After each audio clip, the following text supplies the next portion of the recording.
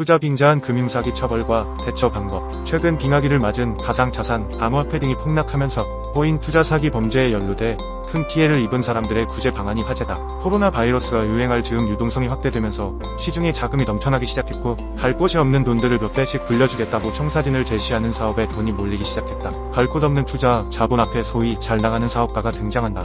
그는 황금알을 낳는 고의 같은 사업 계획을 설명하며 절대 실패할 리 없는 사업임을 강조한다. 그러나 단기간 내에 자본금을 불려준다는 사업가들은 4일피일 수익금 분배 약속을 미루다가 어느 순간 잠적하고 그가 사업가가 아닌 사기꾼이란 사실을 깨달았을 땐 이미 전 재산은 물론 대출받은 돈까지 물 건너간 상황이다. 이런 금융범죄의 경우 사기꾼을 상대로 민사소송을 통해 투자금을 회수할 가능성은 사실상 희박하다.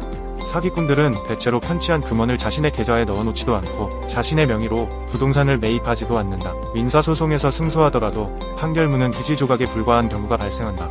결국 피해자는 사기꾼을 사기죄로 형사 고소하여 처벌을 받게 하고 형사 절차에서 형량을 낮추기 위해 피해 금원을 변제하도록 하는 방법을 택하게 된다. 우리가 흔히 사용하는 사기꾼이라는 용어와 형법상 사기죄의 성립 요건은 다른 경우가 많다.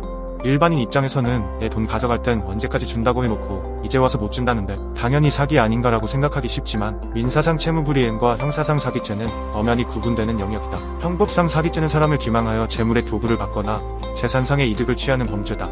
실무상으로는 기망행위, 즉 속였다는 점을 입증하는 것이 사기죄 성립 여부의 가장 큰 관건이다. 사기꾼들이 가장 흔하게 하는 변명이 최대한 노력했으나 예상치 못한 사업상 장애가 발했다는 말이다.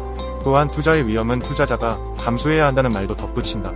사실 투자와 사기는 엄연히 구분되어야 하지만 많은 경우에 그야말로 한 끗 차이여서 그 구분이 모호하다. 예를 들어 사업계획서에 기재된 사업 내용이 실현 가능성이 없고 상당한 기간 진척된 바가 없는 경우 투자금을 특정한 용도로 사용한다고 하였음에도 그 용도 이외의 목적으로 사용한 경우 일정 금액을 수익금으로 분배하기로 약정하였으나 사업 구조상 수익 발생 자체가 불가능했던 경우 등에는 기망 행위를 입증하기가 용이하다. 최근 유죄 판결이 선고된 머지포인트 사건도 경영진에게 사기 혐의를 인정한 핵심 근거는 단순히 소비자들이 환불을 받지 못한 점이 아니라 그 사업 구조상 수익이 발생할 가능성이 전혀 없었다는 점이었음을 유의할 필요가 있다. 반면 투자의 목적대로 투자금을 활용하여 나름대로 사업을 진행하였으나 당초 약속했던 수익이 발생하지 않아 투자금을 반환하지 못하는 경우에는 사기죄로 의율하기에 무리가 있다. 일단 고소만 하면 수사기관이 알아서 경제범죄 수사를 사기꾼을 처벌해 줄 것이라는 기대는 바람직하지 않다. 특히 투자 관련 사기죄는 그 요건이 일반인들의 상식과 다른 점이 많아서 고소장을 작성할 때 어떤 부분이 기망행위인지 그로 인한 손해는 무엇인지, 기망과 손해 사이에 어떤 인과관계가 있는지를 증거자료와 함께 일목요연하게 정리하지 않으면